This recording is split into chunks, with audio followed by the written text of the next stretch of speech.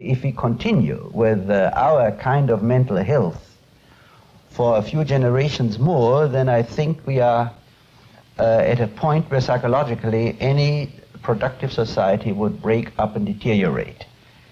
In fact, I want to say one thing. It's one thing whether a person has symptoms and is aware of not being well, and it's quite another thing whether a person has very little of psychic well-being but is not aware of it because he is able to kid himself by all sorts of avenues of escape. And I believe that a great number of so-called normal people, objectively speaking, are more sick than a number of people who consider themselves neurotic because they are aware of their symptoms. So if people would stay alone by themselves for 3 days without radio and drinking and cigarettes or anything else, we would have hundreds of thousands of nervous breakdowns.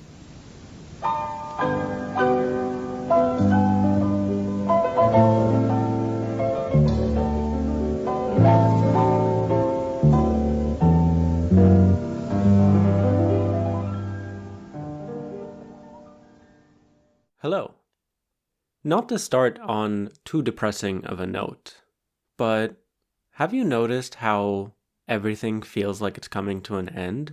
Do you get a sense of impending doom, that everything around us is collapsing and we are closer to the end than the beginning? I'm definitely not the only one who feels this way, and I think it's gotten to the point that it's kind of factual. Whether we're talking about imperialist wars, rising fascism, or the impending catastrophe that is climate change, things have never felt more fucked or doomed. But then there are also a lot of other people who are kind of able to act as though everything's fine and normal. Did anyone, for instance, watch Katy Perry get blasted off into space and people lauding this trip as being a hallmark of feminism, and watch the news and think, what the fuck is going on? Because I certainly did. Because at the same time, there are many who are experiencing this despair, many who are acting as though things are normal, and then many other people who are perpetuating and pushing us even further and further towards the cliff. But so both the reality of the collapses, of the violence we've been seeing, of just the horrors of the present moment, on top of this historic cultural global gaslighting from people acting as though those crises don't exist. Both those things combined honestly are driving me mad, and so I want to talk about it. Most importantly, what is the field that we can all turn to when we're feeling mad? Psychology. But I think it's pretty fucking clear that psychology as a field has not caught up. I mean, what theories have come out from the field of psychology in the last few years to help people understand, cope, or endure the realities of climate catastrophe, of war, of imperialism, of fascism? And honestly, when I look even further, I don't even see them trying. I mean, let's take a look at one of the most popular psychology magazines in circulation, Psychology Today. Are you too nice? Being overly polite might seem kind, but it often leads to problems anyway in relationship with friends and at work. What it means to be an adult today. There's been a fundamental shift in how we define adulthood, and at what pace it occurs. How to stand up for yourself. Sticking up for yourself is no easy task. But there are concrete skills you can use to hone your assertiveness and advocate for yourself. I mean, this is exactly the stuff I'm talking about. This is so unserious. How is stuff like this being published in 2025? Some of you might come in and say, oh, well, that's just Psychology Today. That's some pop magazine. That's not serious psychology. So let's look at some real psychology journals and see what they're talking about. Silence on injustices speak volumes. When and how silence impacts perceptions of managers. When time theft promotes performance, measure development and validation of time theft motives. Rudeness and team performance. Adverse effects via member social value orientation and coordinative team processes. Riveting.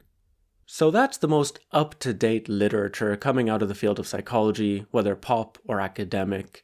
And honestly, I think it's pretty clear that there's this huge chasm between the realities of the present moment, people's psychological despair and suffering in the face of collapse and catastrophe, and then the field of psychology, which is kind of burying itself into irrelevance. I'm going to try to give a name to this amorphous thing that I'm describing when I talk about collapse and catastrophes. And I think it is a term that suits the urgency and the seriousness of kind of what we're describing. Apocalypse. Not the apocalypse. I think there are many places at the moment that are already experiencing, and many communities and people who are experiencing apocalypse. And I think that is only going to expand and is constantly expanding every day. And so, when faced with apocalypse, I think psychology and therapy really have a lot of limitations, and a lot of it, is built into the very foundation and structure of the modern field of Western psychology. But why is that? Was it always like this? And if not, when did things change?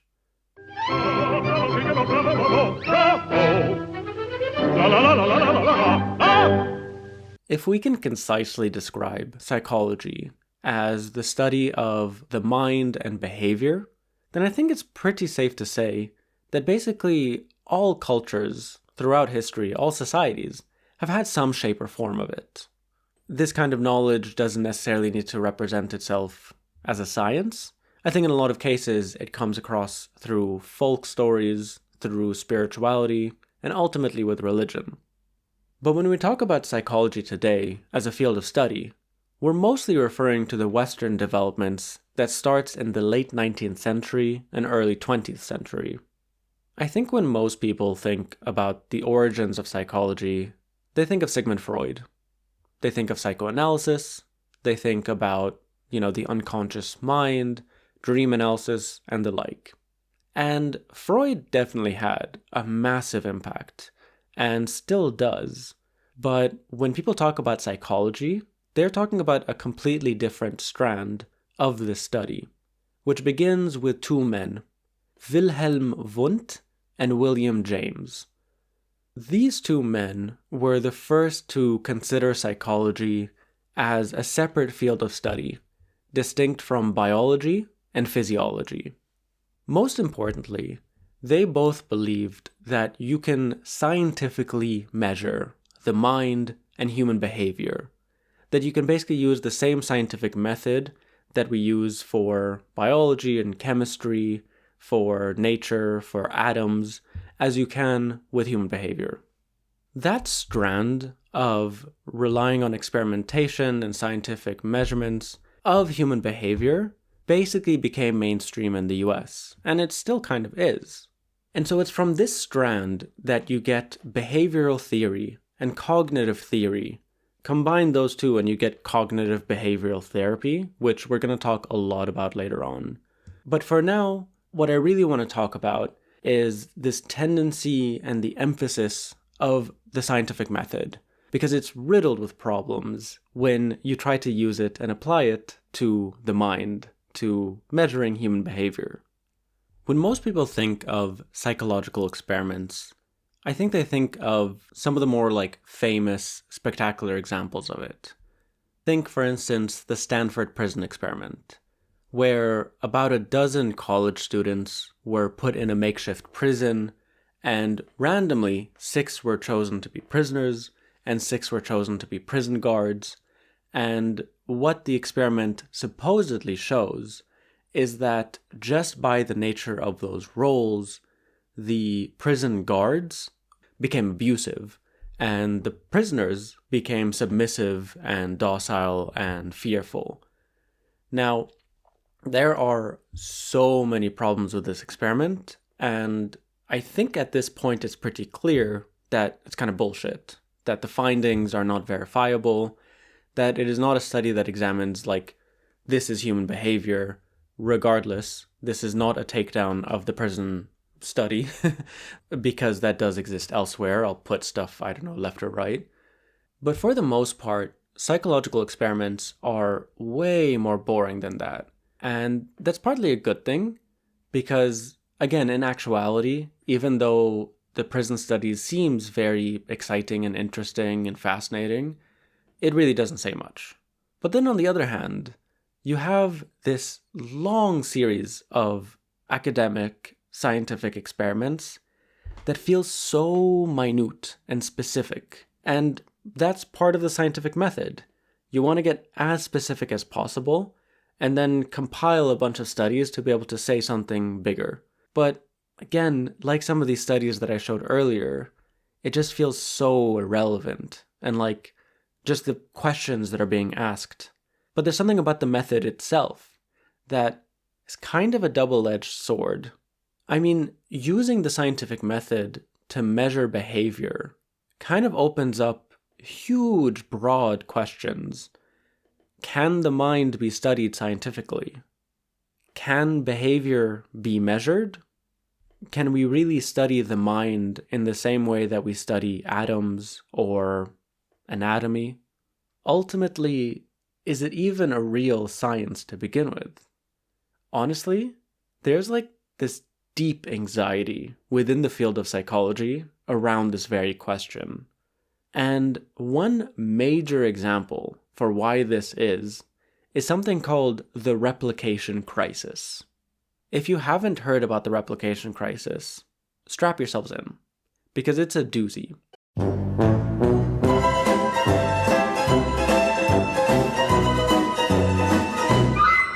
It's when I learned about this while I was studying psychology, specifically when I was studying statistics, which is a requirement within psychology. This is when I decided to drop out. So the replication crisis comes from the fact that within the scientific method, one of the major ways to show that the conclusions of an experiment are valid, that it's true, is its ability to be replicated. So if I set up an experiment and I have certain outputs and conclusions and data, and I'm like, my experiment says this and that, then it only stands to reason that if you, wherever you're watching this, decide, hey, I'm going to redo that experiment, and you take the exact same things that I did, you follow what I did step by step, then you, no matter where you are, should get the same results. That is called external validity. And basically, what a lot of meta-analysis have shown, meta-analysis basically means that it's a study of many studies at once, that an overwhelming percentage, in some cases up to 70%, of psychological experiments are invalid. Why? Because of the role of statistics within psychological experimentation.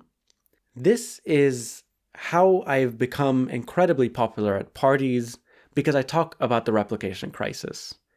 Because it is honestly so bonkers how many things we take for granted and believe, most people read about psychological studies in a magazine, on a newspaper. It's just like a headline, a report. But then you read the report. You look at the methodology section and you're like, oh, that's bullshit. Oh, that's not a big enough sample size. Or what specific statistical methods do they use to derive those results? And so I'm not going to try to explain it because I've definitely, let's say, entertained far too many people by trying to explain this. But it's enough to say that many, many, many, many psychological studies are bullshit purely because of statistics. That it is simply a play on statistics that makes it seem that their hypothesis is true. And so the replication crisis, it's kind of a hole that they've dug themselves in by relying way too heavily on the scientific method. But aside from that, there was this huge dilemma I was going through while studying psychology. And again, part of the reason why I dropped out. Because the entire time I was studying, there was this huge thing that no one would talk about, that would never be in the textbooks, that would never be discussed in the classroom. And I think it's basically summed up by one of the best comic strips I've ever seen. Why is everyone so sad lately? Probably because of the moon. No, it's capitalism. It's honestly really startling how little capitalism, which is not an economic model, it is the world around us. We live within it. It is the driving force that is essentially creating the circumstances that are going to doom the planet unless we stop it. It is also the thing that's like forces us to spend most of our day doing things we don't want to do. I mean, there's 1,000 other things. But it's like bizarre that that doesn't factor in to understandings of psychology and how we exist in this world. And again, it's not just capitalism, but like all power structures rarely get discussed. Patriarchy, white supremacy, colonialism. But so ultimately, how useful or scientific even can a field be if it doesn't take into account like the very real and intense social, economic, and political systems that we live under and that, the hold they have on us at a very fundamental level. It's not the same as studying atoms, because atoms exist as they do, regardless of the structure we live under, regardless of the social constructs. An atom is an atom. That's the whole point of science. Trying to remove our subjectivity to try to understand certain things objectively, or as objectively as we can. This is the fundamental tension within the field of psychology around trying to use the scientific method to study the mind. Can the mind study itself objectively? Yeah, damn it. The Onion beat me to it again. I will die on this hill. The Onion is genuinely the best magazine in the US. So what you have is a field that is so deeply individualistic and focused on the scientific method that it's made itself kind of impotent. There's no philosophy, no politics, no self-reflection, and honestly, so much of it is just a play on statistics. It honestly is kind of sad, and this is part of the reason why I hated my time studying it and ultimately dropped out, is because the main energy within psychology is constantly trying to make itself seem relevant, despite the fact that it has made itself so incredibly irrelevant. That's my whole spiel about psychology as a whole. But what I really want to talk about is not psychology, but psychopathology. The study of mental illness, of mental health, and, what's described, I will get into this, abnormal behavior. Because basically these days, I genuinely feel myself going mad. And just a note on the language I'll be using, because I do want to be very sensitive. I will be using the word mad, partly as a kind of reclamation. There are other groups who have done this as well.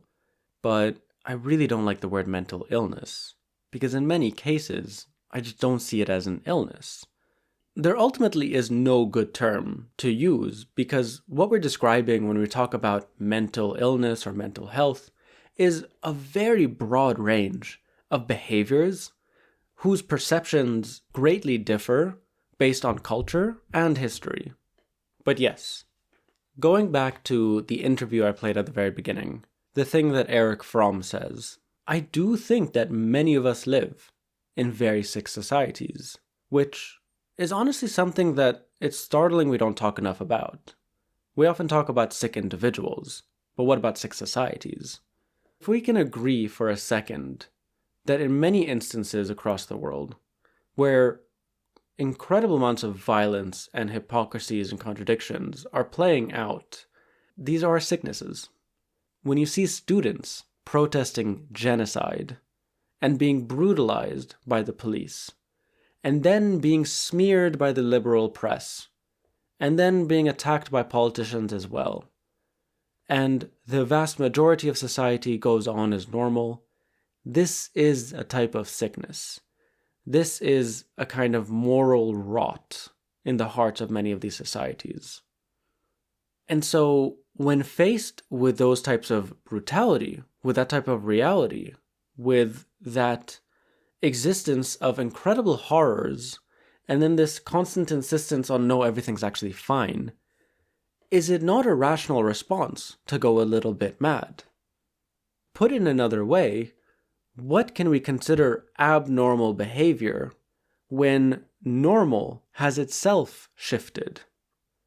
If, let's say, everybody around you is depressed, and I don't just mean your small circle of friends, but at a societal level, then can we describe depression as abnormal behavior in that circumstance? Coming from Lebanon, that honestly is a question I've asked myself a number of times.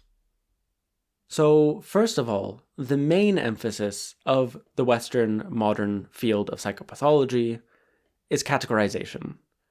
And their holy Bible is the DSM, the Diagnostic Statistics Manual, which is now in its 5th edition. This is the book that has, supposedly, all of the mental illnesses. It shows you how you can diagnose it, and what certain treatments that are used, to treat it, which is the next section. And so, even though this is like the most important book in the field of psychiatry and psychopathology, again, it is just so riddled with bullshit. First of all, a lot of the scientific studies that lay claim to the existence and the diagnosis for these disorders, again suffers from the same replication crisis I mentioned in the last section. Second of all, the funding that goes into what certain things get researched and what doesn't is very dubious, and I'll just leave it at that. Thirdly, even just looking closely at a specific diagnosis. So this is what a typical page of the DSM looks like. And it starts with 2 sentences and then a list of symptoms. But look at this very closely. A.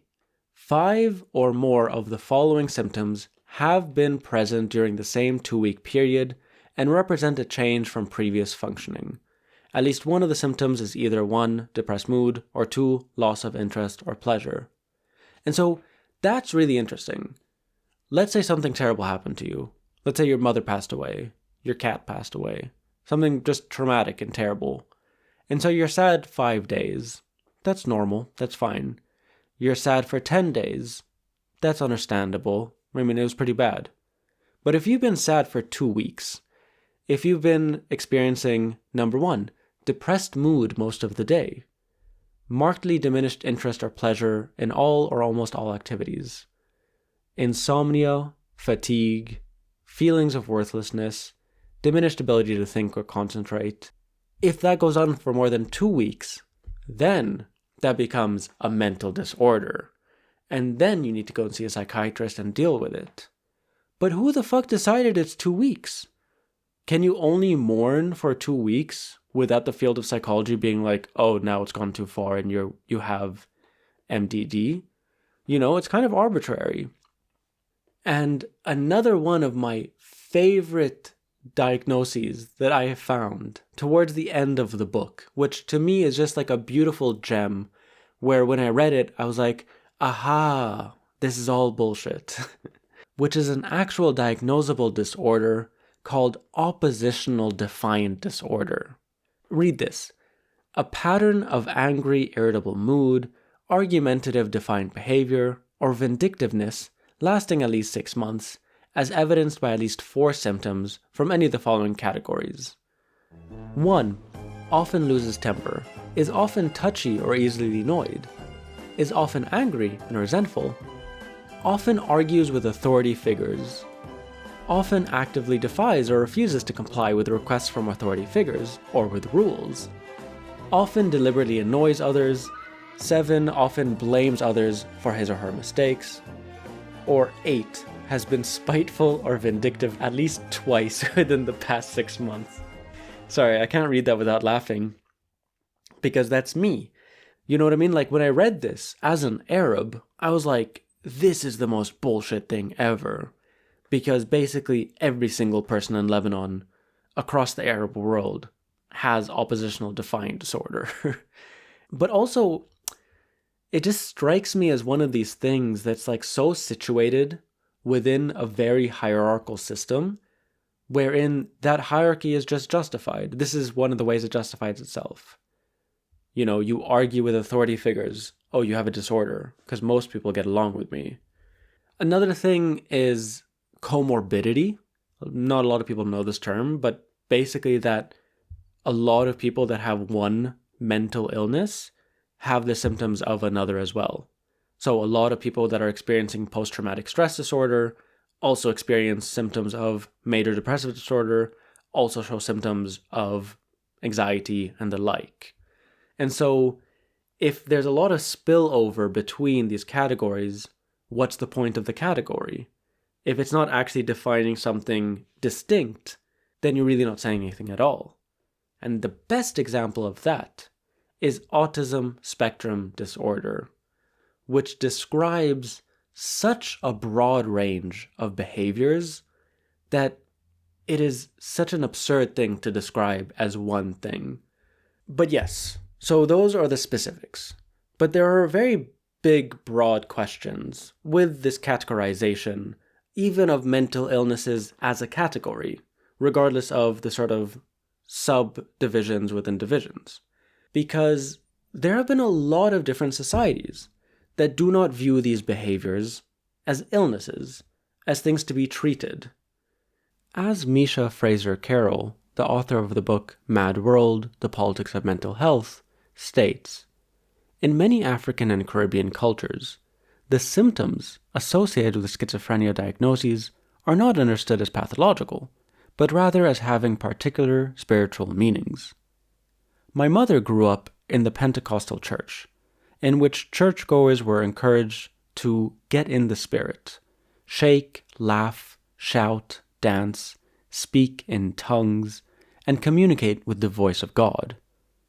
According to the psychiatric standard in Britain, these were signs of schizophrenia and saw my family members pathologized. The impact of this was the control of racialized people and their various ways of making meaning in the world. And so there are very different historical and cultural perceptions of what is broadly categorized as mental illness. And that brings us to the second emphasis of psychopathology, treatment. So nowadays, the treatment of mental illnesses is usually voluntary. It's done through things like CBT therapy or medical therapy, even though psych wards still do exist. But for a very long period, psychology has a very dark link with state violence and detentions in the form of the asylum. One notable person who talks a lot about the asylum and the growth of the asylum and how the growth of the asylum comes pretty hand in hand with the rise of capitalism was Foucault, who I'm not going to talk a lot about because, frankly, I don't really understand him, and it's just a lot of French philosophy I don't want to get into. But he basically describes this rise of the asylum as an institution, which is very similar to the prison, with industrialization. And so you start to get a lot of policing of people that are described as schizophrenic or mad, and they get locked away in dungeons, asylums. And even though I'm not going to jump that deep into Foucault, I think it's quite clear that there is almost like a mutual exclusivity between what are described as mental illnesses and capitalism. Both because capitalism breeds some of these things, breeds depression and anxiety and even schizophrenia and other things because of its sort of maddening nature, but also it becomes very difficult to exist under capitalism while experiencing these things because there is no space to really experience these things under capitalism. If you're depressed, you can't get up for work, you lose your job, you can't pay rent, you're out on the street. The asylum was a really disgusting place. And again, like I said, it still exists, but it definitely doesn't exist in the way that it used to. as far as medical institutions go, by their very nature, violated the very basis of the Western medical profession, which is first, do no harm. I actually don't think I need to spend that much time convincing or persuading or even describing asylums, because I've noticed that there's like a lot of horror games and escape rooms and films that are set in like abandoned asylums, you know? It's a setting for a horror film, but they were real, and I kind of see the logic of them making a comeback with some of the sort of like deranged things coming out of the mouth of the new health secretary in the United States, RFK Jr. What a difference it makes. At last, Fred can be outside once more, working, enjoying the sun and the seasons. There are the days when visitors come, the chance to talk again with Betty, and George comes too, and now somehow he doesn't seem quite as bad as he did before. But I think it's really worth talking more about the asylum, the mental institutions. I think that place is a very important turning point in the history of psychiatry and of psychopathology. In the 60s and 70s, there was a movement that is described as anti-psychiatry. It's a title that's a bit controversial because a lot of the people that are like the main figures of it don't like it and weren't opposed to psychiatry as a whole, just some practices here or there. But this was a pretty big movement of not only psychiatrists and psychologists, but also of patients, also of writers and cultural workers, of people who could see the kind of flaws and incredibly problematic nature of the entire field of psychiatry. The biggest thing that connected most of these people was their rejection of the asylum model. Possibly the most well-known cultural production of this movement was the book and film One Flew Over the Cuckoo's Nest, which depicts in vivid detail the violent power structures and inhumane conditions of mental institutions, with such brutal practices as forced medication, physical restraints, electric shock therapy, and ultimately lobotomy. Beyond just their criticism of the asylum and of mental institutions, the critiques of people within the anti-psychiatry movement went far beyond.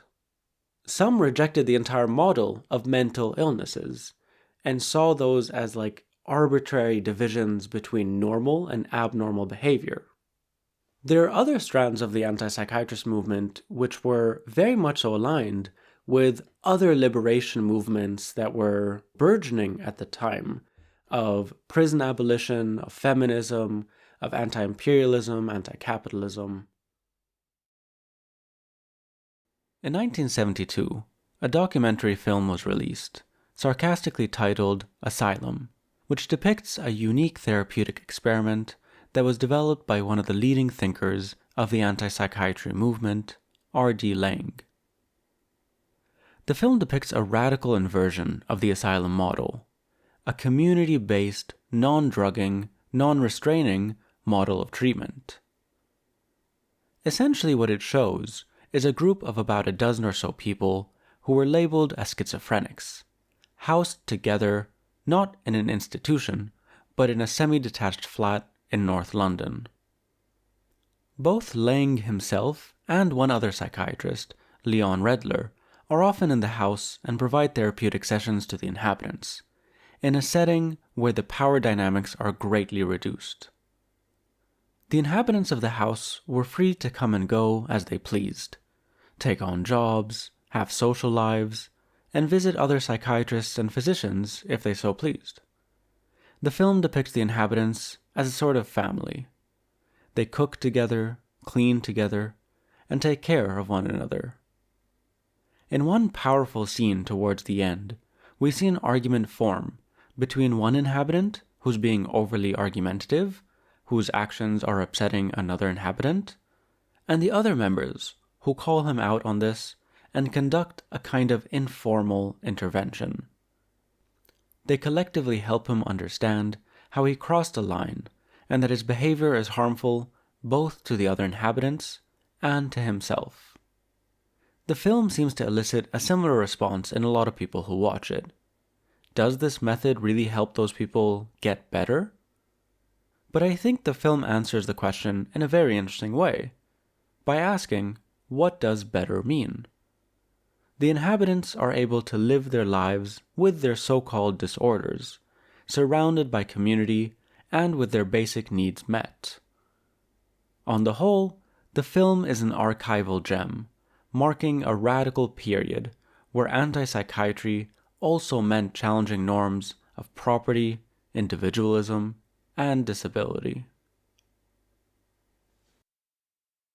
Like most liberation movements, like most good shit that was forming in the 60s and 70s, the anti-psychiatry movement was halted by the rise of neoliberalism in the 80s, and with the hyper-individualistic model of CBT therapy. So I've mentioned CBT a number of times already, and I guess this is about the time to talk about it. Many of you will probably have already heard of CBT. A lot of you may have already tried it or are in CBT therapy at the moment. For those that aren't, CBT is an acronym of Cognitive Behavioral Therapy. Actually, the APA has a pretty succinct description of what CBT is, and I'm going to read them to you. 1. Psychological problems are based in part on faulty or unhelpful ways of thinking. That's the cognition. Number 2, psychological problems are based in part on learned patterns of unhelpful behavior. That's the behaviorism. And 3, people suffering from psychological problems can learn better ways of coping with them, thereby relieving their symptoms and becoming more effective in their lives. As it is practically, it is a very pragmatic form of therapy that is meant to give you tangible tools and techniques to go about your day, to be able to live, to cope with things. I've done this a few times, and there are some things that are kind of helpful, like generalization. When you think about something, you realize, oh, that's not necessarily the case, I'm just generalizing. Or catastrophizing, which is something I have been told about a lot, which is I am taking a piece of information and blowing it up into out of proportion, which is very relevant for this discussion when I am quite literally talking about very real catastrophes. And one last thing about CBT is that they love talking about how it's evidence-based. It's an evidence-based practice. Again, I don't think that, me just doing this video essay will be like, hashtag psychology destroyed. But honestly, the replication crisis and all the implications of it have made me super dubious of anything within the field of psychology that defends itself as, oh, we're evidence-based. I don't buy your evidence. I don't think the methods by which you reach that evidence is valid. I'm definitely not the first person to say this, but CBT definitely feels like it provides you with a lot of coping mechanisms to exist under capitalism. It doesn't really provide much explanation. It doesn't give you any methods of reckoning with capitalism, because that would be a bit too difficult and obviously not pragmatic at all. And I get it. I'm not one of these people that's wake up sheeple. You need to pay rent. There is no existing economic structure that you can just decide, actually, I'm going to go there. I don't have to work 9 to 5. I don't have to pay rent. And so if these techniques help people literally get up in the morning, then fine. I'm not going to be, you're not facing up to reality. But I think what I've been describing for the last however long it's been so far, is that I think the contradictions of surviving reality by avoiding reality, it's just kind of getting more and more intense, especially as these structures are collapsing. I have brought this up to therapists, therapists that I was seeing before, and what they usually tell me is, this isn't the concern of psychology, We're only dealing with symptoms, with illnesses, with coping mechanisms. Like, you're talking about politics, you're talking about philosophy. But I really don't think that what I'm describing does fall out of the range of psychology. Erich Fromm, for instance, the psychoanalyst I brought up at the very beginning, he would talk a lot about humanist psychoanalysis. A psychoanalysis that situates the patient's experience within the world and helps them, reclaim what was lost under capitalism. Not ignore the social and political and whatever situations and contexts, but deal with them directly. But actually, there's a far more powerful example of a psychoanalyst, of a psychologist, who developed a theory that I think does combine the urgency that's needed from the field of psychology to deal with existential crises and lived those experiences himself. And that person is Viktor Frankl. Viktor Frankl was an Austrian Jewish psychoanalyst. He studied under Freud and was part of the psychoanalytic movement that was burgeoning specifically within Vienna in the 20s and 30s. He was much younger than Freud. I think he was only 34 years old when Freud passed away in 1939. But if any of you know anything else that happened in Austria in the 30s, yeah. He was captured by the Nazis and sent to a concentration camp, if I'm not mistaken, to Auschwitz. When he was taken by the Nazis, they took away from him his prized possession as well, his manuscript, which he had been developing for years before it. The manuscript involved a new type of therapy that was centered around meaning, known as Logostherapy. He labored and struggled, as everyone did, in the concentration camps, and miraculously survived. When liberation came, he wrote honestly, I think one of the most powerful books I've ever read in my life, called Man's Search for Meaning, wherein not only does he describe his experience within the camps, but also of his theory of logotherapy, and most importantly, how he kind of used the theories he was developing in order, as he says, to survive the camp experience. Now, he acknowledges that 90% of why he survived the concentration camps was out of pure luck. He recounts a story wherein, just before liberation, when word was coming that, I believe it was the Soviet troops or the American troops were approaching, that there were these buses that were coming to take people away, and that he was meant to go on one of these buses, but decided last minute, actually, no, I don't know why, I don't want to. Those buses were decoys, they were burnt, everyone who thought they were being freed were killed. But what he describes in the first half of this book is that 10%, that not only his hope, but the purpose he had given himself. What he describes is that since his manuscript was taken away from him, that he would take absolutely every opportunity he could to write down on any scrap of paper, any tiny piece of fabric, anything, write down what he remembers of his manuscript. And he would say to himself, I need to survive this so that I can publish this manuscript. And that's exactly what he did. And that's the second half of the book, essentially the manuscript of Logostherapy.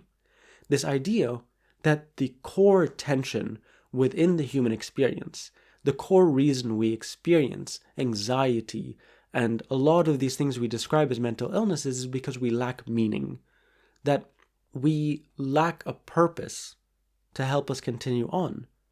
I've been describing, for the most part, very real, tangible things that exist: climate collapse, nuclear war, fascism. But none of these things existed when, psychoanalysis was just coming about, for instance. What a lot of these things we're examining, which is still very much so true today, is the core human tension, which is that we're thrust into this world and, it's temporary, and making sense of that, that core human dilemma of our mortality, essentially, is one that, to Frankl, is only resolved by attributing meaning to our lives, and in many cases, to our suffering. In his writings, he often quotes Nietzsche when he says that he who has a why to live for can bear almost any how. So, to Frankl, in Logostherapy, it's not just about reducing symptoms, but rather it's about attaching meaning to it, reckoning with it, so that we can endure it. This is, to me, the polar opposite of CBT. When we have this extreme example of someone who is experiencing literal extermination in a concentration camp, then imagine the cruelty, the distance, the callousness of telling them about symptom reduction, about don't think about it, mind over matter. And so, in the case of Frankl, we have the benefit of hindsight. His experiences and his writings happened 8 decades ago. But we don't have that same hindsight for people who are currently experiencing genocide or climate catastrophe, and again, in a word, apocalypse. That actually brings me to my final point, which to me is actually the most interesting thing I want to examine, kind of the reason I wanted to do this video essay to begin with. And it kind of ties together a lot of the threads that I've been bringing up here and there.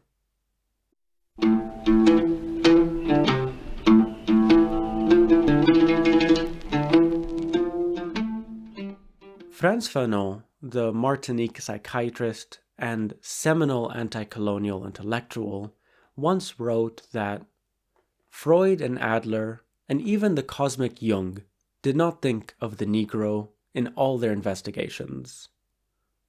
Psychology, as it stands today, refuses stubbornly to deal with colonialism.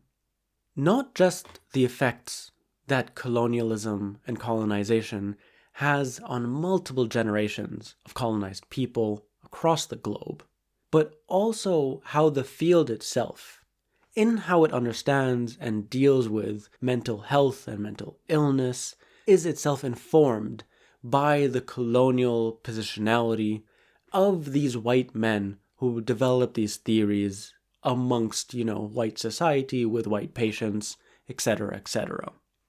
I think a really good contemporary example of why I, for instance, as an Arab, find the whiteness of modern psychology very difficult to deal with is because I've dealt, and I still deal with, trauma. And so I've been recommended a lot of books on trauma, and a lot of the up-to-date theories on trauma and writings, come from white men. And again, I don't want to be one of these people where it's like white man #cancelled, even though kind of yes, but regardless, there's something to it. Because when you read these books, what you find is that trauma studies very much so centers the feelings and experiences of white men. Most specifically, white men who go abroad to fight in imperialist wars and come back to normal society. And they are unable to cope. That they go to this faraway place, literally go into the desert, go into the jungle, experience the savagery of war, but also the savagery of the native, and then come back to civilization. And they still feel like they're there. They're unable to come back, essentially. And reading this, I could not feel more detached. I could not feel like this says nothing to me. The conclusions also do not feel familiar, because my problem and my traumas are very much so not things that, okay, they happened, and now I need to get used to the normalcy of it all. These things are still happening. My country is still being bombed, is now being occupied by the Israelis, is threatened on a daily basis. All of my friends, all of my family are suffering because of this, like imperialist war. On top of all the other bullshit that we deal with our government and our state and our fucked up history. And so very much so, there is no post. You experience this trauma and it's continuous. And so there's very much of this feeling that there is no real break and that there is no, normal society to go back to. The entire society has been fucked psychologically. That, I think, is a very concrete example of why the whiteness of psychology kind of limits psychology as something that can be useful in terms of generating theories for people who do not come from those same backgrounds. There is a Palestinian psychiatrist by the name of Samah Jabir, and she has a very powerful phrase where she says that post-traumatic stress disorder is a diagnosis that doesn't really fit with Palestine. Why? Because there is no post. There is no P. That the violence and the psychosis-inducing terrors that Palestinians endure does not go away. There is no moment of trauma and then the afterwards. It is continuous. And so basically what she says is that we cannot understand the psychology and the experience of Palestinians under occupation, and therefore any colonized people or any people under occupation, without acknowledging the psychological impacts of the colonization of the occupation itself. I am a psychiatrist, so I work with categorized disorders, people who are very sick. But I see that there is something hypocritic about caring for those who has got a label of schizophrenia, bipolar disorder, depression, and so on, and ignoring the everyday psychopathology of ordinary life in Palestine, which has not gotten any labels. And so that's a quite direct attack on the predominant notions of CBT therapy, of this idea that therapy is all about symptom reduction and that it has nothing to do with politics or, the world outside and these structures, that it is purely an individual thing who is experiencing symptoms and there are ways they can reduce it. And Jabir herself, she still works as a psychiatrist. She is not this person who is like, fuck this, none of this is useful. But rather, what she has done in her writings and in her work as a physician is develop new ways of understanding the Palestinian psychological profile, of how to deal with these issues in a way that doesn't erase, the cause of their issues.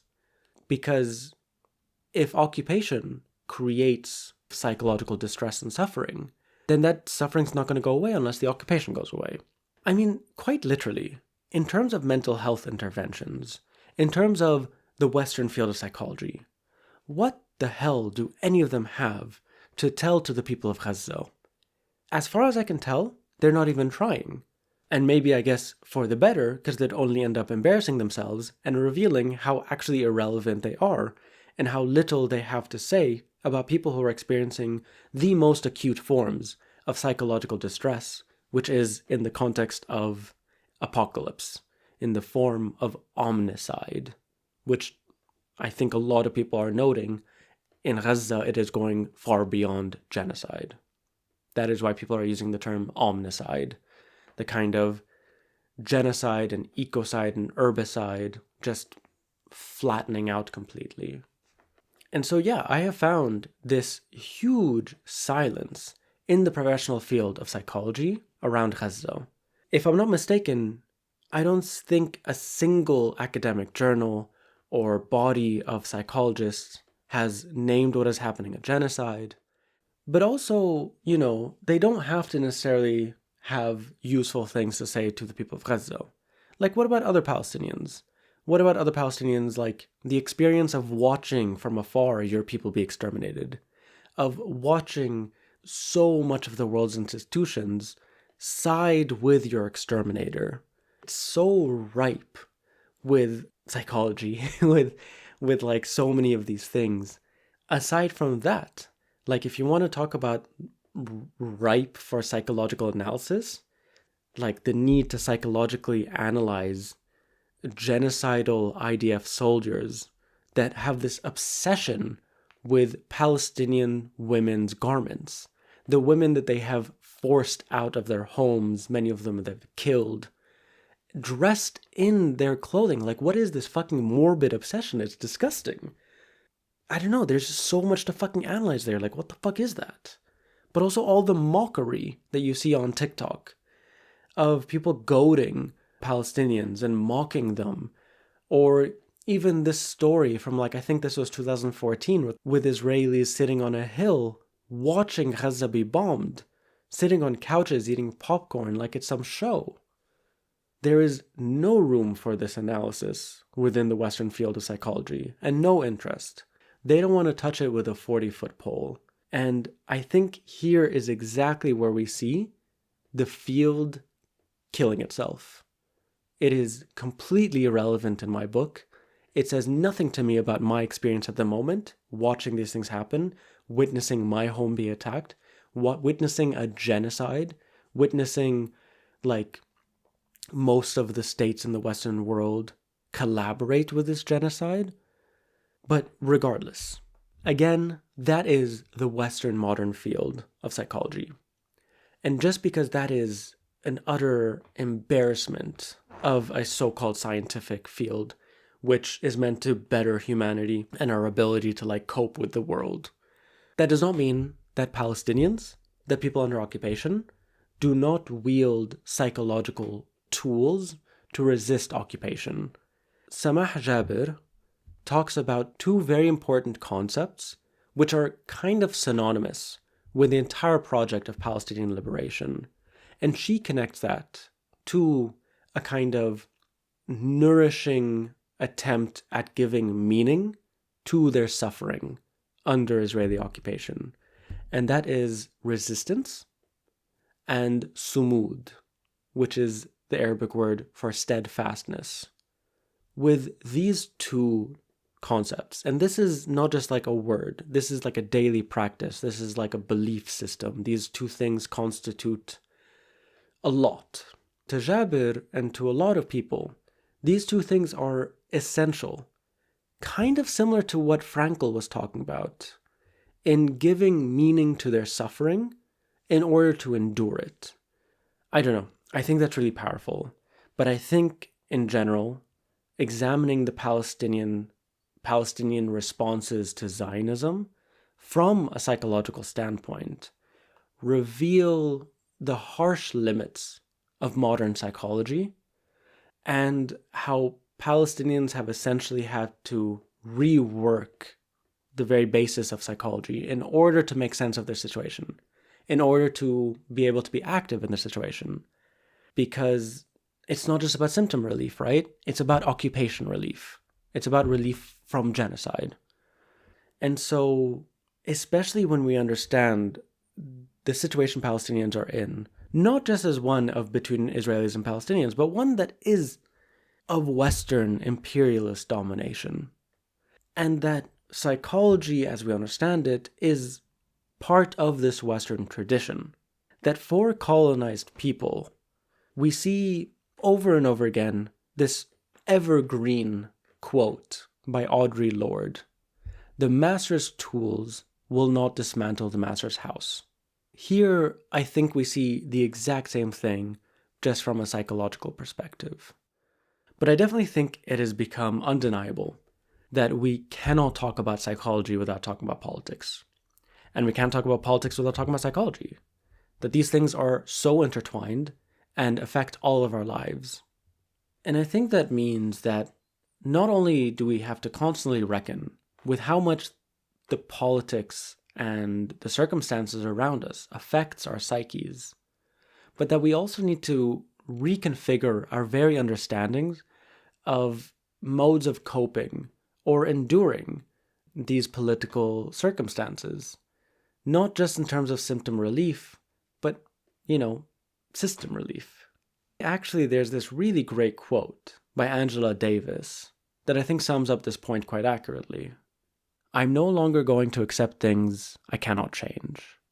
I'm going to change things I cannot accept."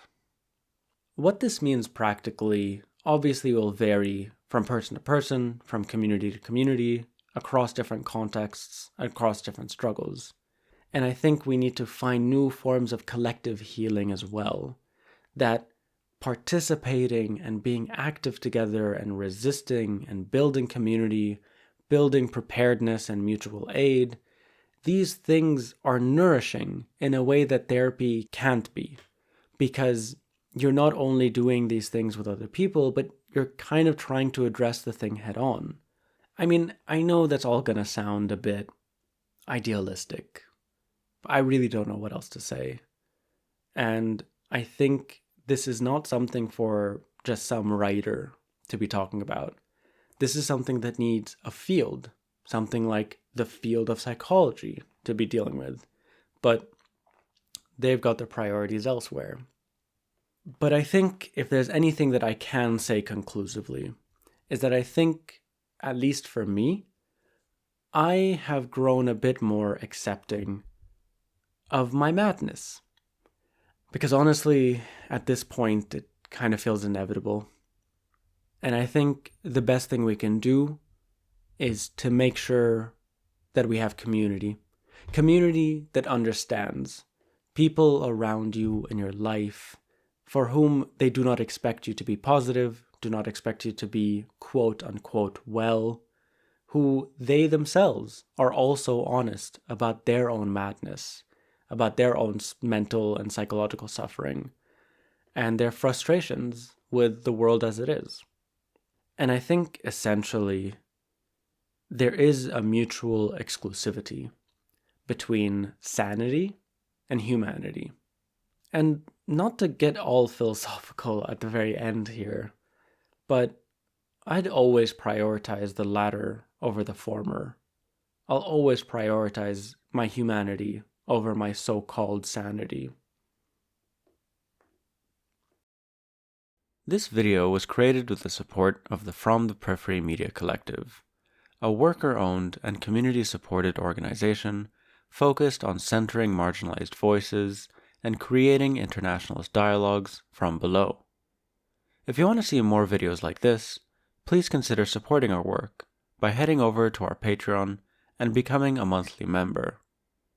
You help us make more content like this, but also get access to exclusive content and an invitation to our monthly hangout. Thank you so much for watching.